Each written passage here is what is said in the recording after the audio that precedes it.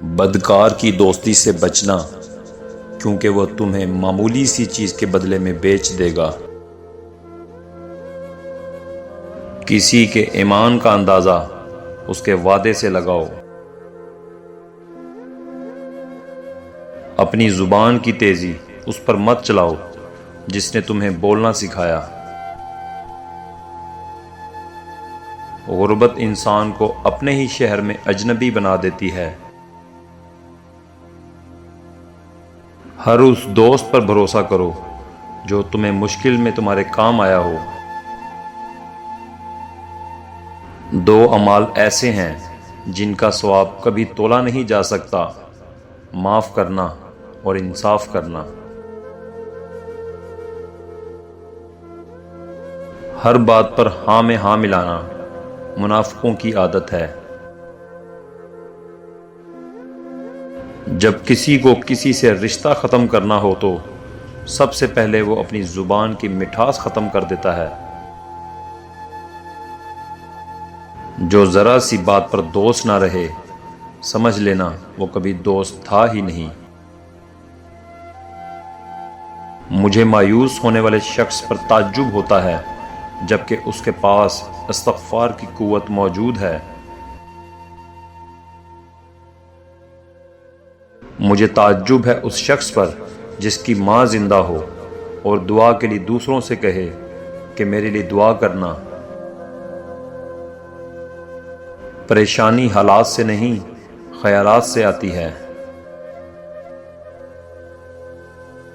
اگر نمازی کو علم ہو جائے کہ کتنی رحمتوں نے اسے گھیرا ہوا ہے تو وہ کبھی سجدے سے نہ سر اٹھائے۔ موت تمہارے سائے سے بھی زیادہ تم سے ملی ہوئی ہے اور تمہاری جانوں پر اسے پوری قدرت حاصل ہے۔ کفر کے بعد سب سے بڑا گناہ کسی کی دل آزاری کرنا ہے۔ جس گھر کی خواتین میں سے کسی کا نام فاطمہ ہو، اس گھر میں کبھی فقر و مفلسی داخل نہیں ہوتی۔ اگر تم نے کسی گناہ کو انجام دیا ہے تو توبہ کے ذریعے اسے مٹانے میں جلدی کرو۔ جس نے امیدوں کو دراز کیا، اس نے عمل کو برباد کیا۔ عزم سے پہلے سوچ لو، آگے بڑھنے سے پہلے مشورہ کر لو اور حملہ کرنے سے پہلے غور کر لو۔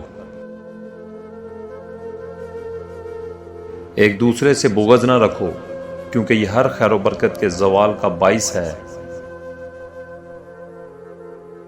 اتنے خشک نہ بنو کہ توڑ دیے جاؤ اور اتنے نرم نہ بنو کہ نچوڑ دیے جاؤ۔